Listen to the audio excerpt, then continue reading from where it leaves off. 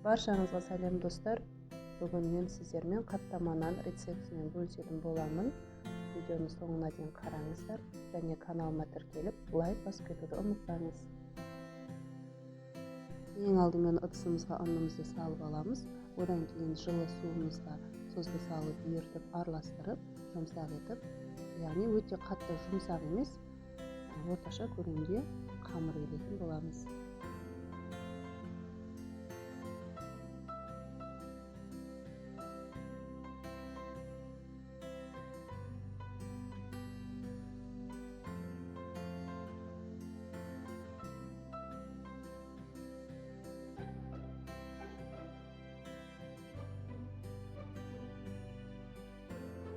Қамырдың июі қанғанша жақсылап илейтін боламыз.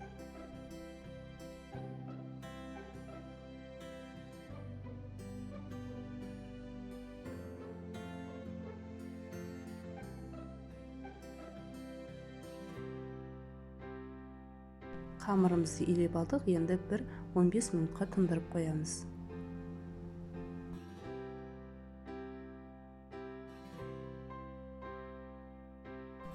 Дайын болған қамырымызды 4 бөлікке бөлеміз. Менде осы рецептпен 4 бөлік шықты.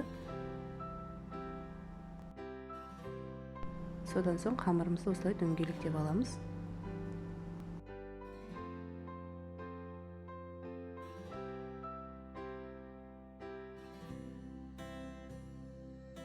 Қамырымыздың бірінші бөлігін аламыз, жақсылап үн сеуіп, оқтаумен жайып шығамыз.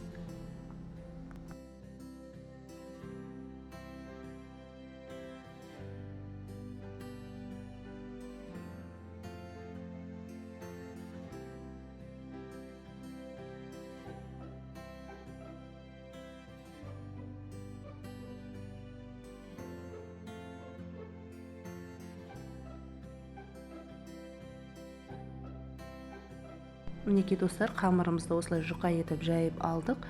Енді алдын ала 82% еріген сары майымызды осылай қамырымызға жағып шығамыз.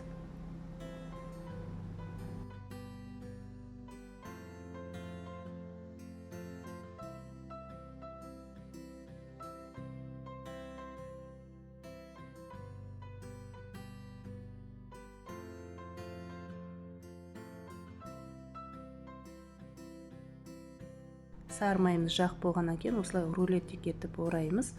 Қатты үстінен басудың қажеті жоқ. Содан кейін осылай улитка тәрізді етіп ораймыз. Келесі қамырымызды да осылай жұқа етіп жайып аламыз. Содан кейін сары майымызды жағып, ортасына салмасын саламыз. Мен салмасына пиязға кішкене тұз, бұрыш араластырып салдым. Содан соң бұны да рулет тәрізді ораймыз. Содан кейін улитка тәрізді етіп орап, барлық қамырымызды морозильникке, не болмаса холодильникке 10-15 минутқа салып аламыз. Мендегі шыққан 4 бөлік қамырдың екеуі тек ортасына сары май жағылған, екеуіне жаңағы пияз қосылған салмасымен жасалды. Әркімнің өзі қалауы бойынша жасаса да болады, ол өз еріктеріңіз. Холодильникте 10-15 минут ұстағаннан кейін осылай ұн себеп отырып қамырымызды жаямыз. Яғни қамырымызды о баста біз сковородкамыздың көлеміне сәйкес етіп бөлшектерге бөліп аламыз.